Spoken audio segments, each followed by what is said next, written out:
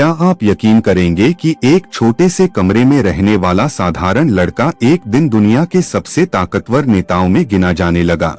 आखिर कैसे Vladimir Putin ने गरीबी, संघर्ष और खुफिया एजेंसी की नौकरी से शुरू करके रूस की सत्ता पर वर्षों तक अपनी पकड़ बनाए रखी?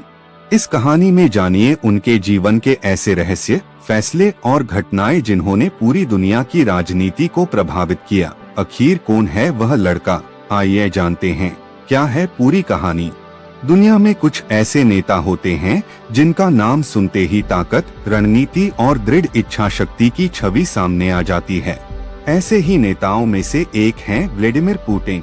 उनके समर्थक उन्हें रूस को फिर से मजबूत बनाने वाला नेता मानते हैं, जबकि आलोचक उन पर लोकतांत्रिक संस्थाओं और विपक्ष पर दबाव डालने जैसे आरोप लगाते हैं।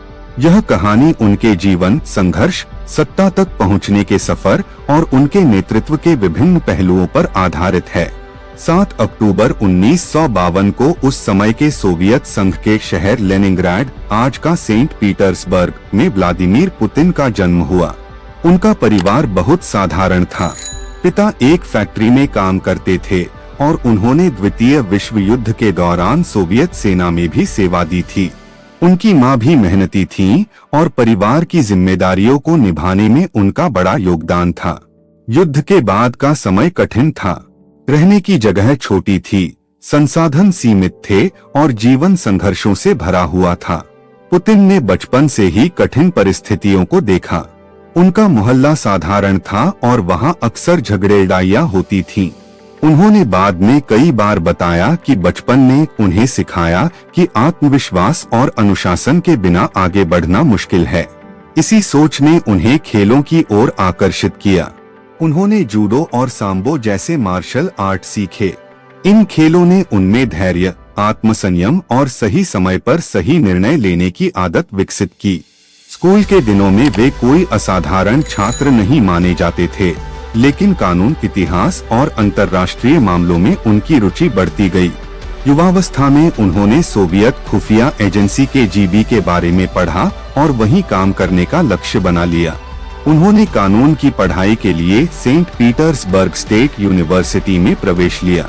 पढ़ाई पूरी होने के बाद उनका चयन KGB में हुआ और उन्होंने सोवियत संघ की खुफिया सेवा में अपना करियर शुरू किया। KGB में काम करते हुए उन्हें विभिन्न प्रशासनिक और खुफिया जिम्मेदारियां मिली। कुछ समय तक उन्होंने तत्कालीन पूर्वी जर्मनी के शहर ड्रेसडन में भी कार्य किया। उसी दौरान यूरोप में बड़े राजनीतिक बदलाव होने लगे। 1989 में fall of the Berlin wall हुआ और उसके बाद सोवियत प्रभाव तेजी से कमजोर होने लगा। अंततः 1991 में dissolution of the Soviet union के साथ सोवियत संघ टूट गया।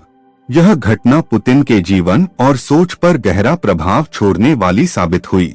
सोवियत संघ के विघटन के बाद उन्होंने सक्रिय राजनीति और प्रशासन की ओर कदम बढ़ाया।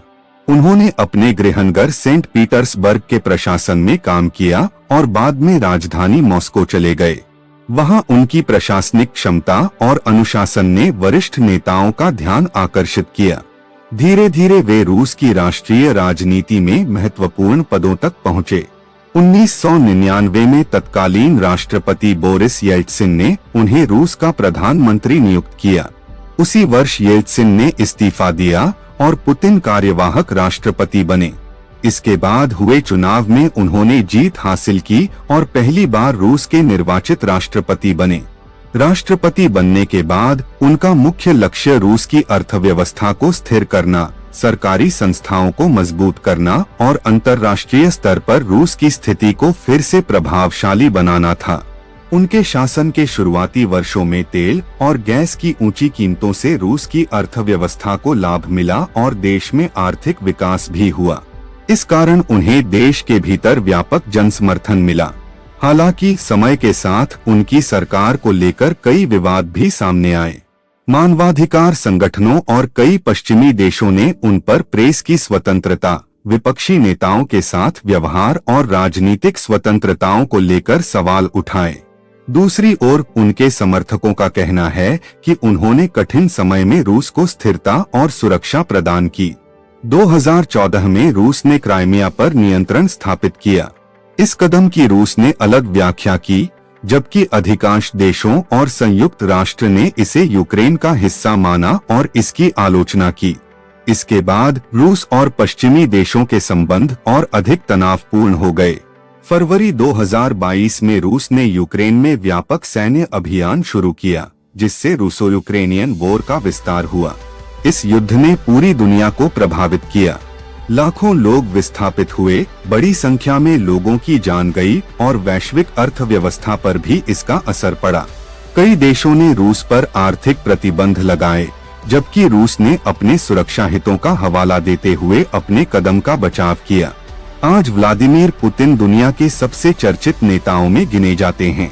कुछ लोग उन्हें मजबूत और निर्णायक नेता मानते हैं, जबकि अन्य उनकी नीतियों की कड़ी आलोचना करते हैं। उनकी कहानी केवल सत्ता तक पहुंचने की कहानी नहीं है, बल्कि यह भी दिखाती है कि किसी भी नेता की विरासत अलग अलग लोगों की नजर में अलग हो सकती है। एक साधारण परिवार में जन्म लेने वाले इस व्यक्ति ने अनुशासन, शिक्षा और प्रशासनिक अनुभव के सहारे दुनिया की सबसे प्रभावशाली राजनीतिक हस्तियों में अपनी जगह बनाई। उनके जीवन से यह सीखा जा सकता है कि कठिन परिस्थितियां किसी व्यक्ति को मजबूत बना सकती हैं, लेकिन इतिहास में किसी भी नेता का मूल्यांकन उसके समर्थकों और आलोचकों दोनों के दृष्टिकोण से किया जाता है।